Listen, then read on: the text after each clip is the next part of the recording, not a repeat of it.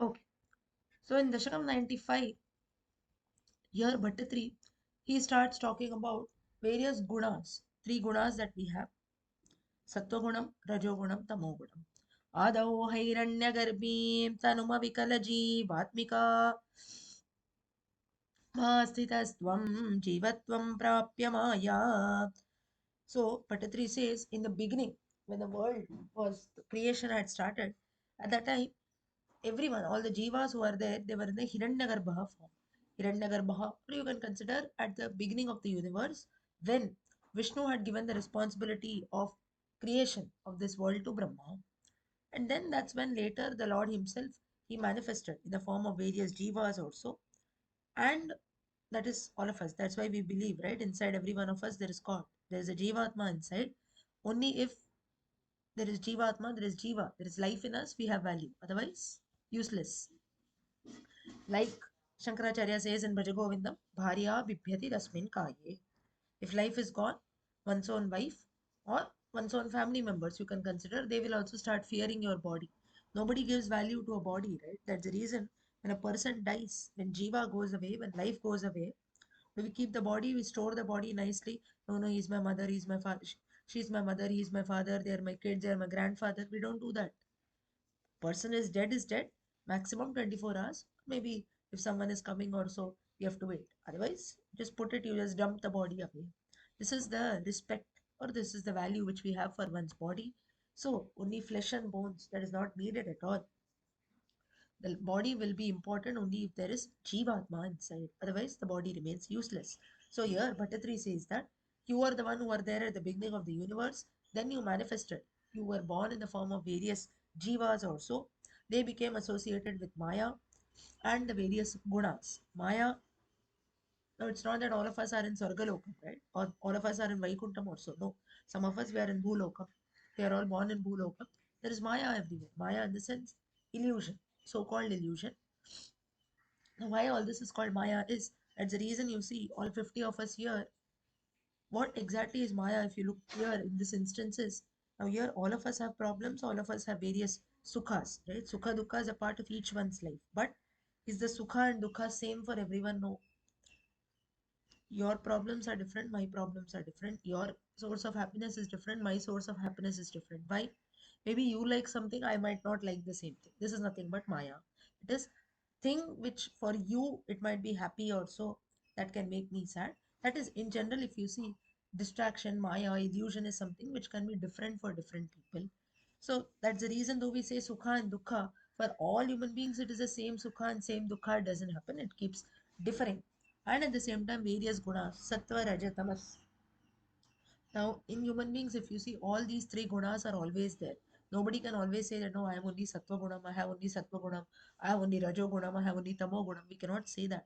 Depending on the situation, it changes. Say, for example, now, if you are chanting something, or if you are listening to the meaning of Narayaneeyam, if I am telling the meaning, sattva gunam, that is, there's positivity everywhere. We are doing something good. Next, say for example, there is some small argument that takes place. The opposite person tells you something, you also react to that. Rajogunam. He did, so I did. Tamogunam, you purposely go and cause trouble to someone. That is tamogunam. So you can consider somewhat rakshasi qualities. So we go and fight with people, this, that, any argument takes place. So depending on the situation, we keep changing. So throughout the day, if you see, we keep changing on these three gunas, sattva, rajas, and tamas. Now it can be sattva gunam. After some time, it might become Rajogunam. We might have, he did this, so I did that. The evening also, you might have a fight or argument with someone. You might go and maybe shout at a person, or it can be anything that can happen. So, Tamogunam. Again, at night, you do something positive, Sattvagunam. So, it keeps on changing.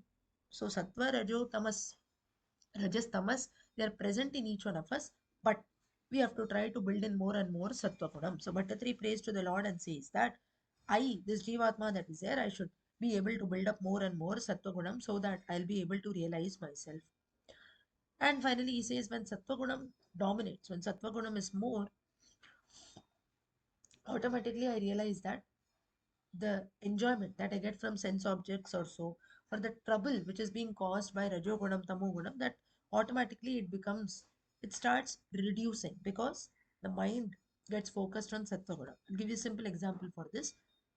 Say, for example, whenever we are doing some positive things, good things or so, we get less time to think about the other things, right? Other things in the sense, maybe I want to fight with someone, maybe I want to get into an argument with someone, or the other so called negativities that are there. When we do something good, there is less time for thinking about all other things. Therefore, Sattva Gunam automatically predominates. And this is somewhat difficult. And but becomes difficult. It's not easy. Bhattatri himself says here, Prodhate Durnivara. Prodhate meaning this Rajogunam, Tamogunam also, it keeps attracting. Say, for example, class is going on, right? But say in the road or so, someone has got an argument. Two people are shouting. Immediately, something from within pokes us. Say, you please go and see what is happening.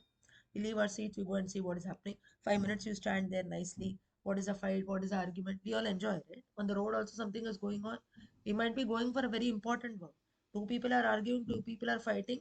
We might not go to solve also. Of course, at times, solving fights also might be difficult. We might fall in trouble. No doubt about that nowadays. But still, two people are fighting, they're standing, immediately we stop, right? We forget where we are going, what we are doing, but we stand there with lot of interest. So this is how mind gets distracted very easily. Or small things also, we're doing something, doesn't take much time to get distracted. So Bhattatri says that I should establish a control over my mind so that automatically Sattva Gunam only keeps on building up, and Bhavan Hamsarupi Nyagadit, just as you advised in the form of a Hamsa, in Hamsa Swarupam, the Lord gives the Upadesham to the four Sanat Kumaras that yes, there are going to be obstacles that come in, there are going to be distractions that come in. Abhyasa Yoga, every day with continuous practice also, you can establish Sattva Gunam. So you see for yourself only, if you take an example, you will know that initially things might like say on the first day of while we were learning Narayanam, initially you might feel, oh, this is so difficult, so big verses or so, what this Bhattatri has done, this, that, we might feel Dashakam 1, 2, 3. At the end of the 100th Dashakam, we don't feel so, right? Because we are used to something. Similarly, we get engaged in doing good things, positive things also. The other small things that are there, they don't matter at all. But further he says that, verse number 3, now Bhattatri says, Santi Shreyamsi Bhuyamsi. There are many ways in order to attain bhakti, in order to do welfare also, depending on everyone's taste. Ruchi bhidaya karmina. But like it can be bhakti yoga, jnana yoga, or any path that people take up, right? But he says that all these pleasures that are there, or the various other paths which are told, they might be temporary. But the Lord, he had told Uddhava, Krishna te bhaveyuhu. Tvamcha achakhyata sakhe. Sakhe here refers to Uddhava. Krishna had told Uddhava that whatever you do, bhakti is something or devotion is something which will always keep you near to me. Therefore, Uddhava, you always be on the glorious path of bhakti. You don't leave that at all. This will ultimately lead you to bliss. Kenavasyat. What else will stop you from attaining me? It is nothing. It is only bhakti and devotion alone. So same thing. Bhattatri says that as you told to Uddhava, I am also following. Further, Bhattatri says, a person who's engaged, who's happy in your devotion, that is one who gets engrossed in your bhakti, he moves about happily in this world, and he is free from all kinds of worries. And for him, he does not look up for, I want to go to Indra Lokam, I want to go to Brahma Lokam. You go to places like Indra Loka, Brahma Loka or so. Once you exhaust your karma, that is, once you exhaust your punya karma, you have to come down. That's the reason even the Indra Padavi, Brahma Padavi are also temporary. Once their span is over, Indra will get changed, Brahma also has to get changed. So therefore, we also, if we seek Indra Lokam or Brahma Lokam, no doubt we will enjoy the pleasures of Indra Loka. But once that merit is done, once the Punya Karma is done, we have to again come down. So therefore, Bhattatri says, I don't wish for that, I wish for only Vaikuntham. Vaikuntham is nothing but ultimate moksha.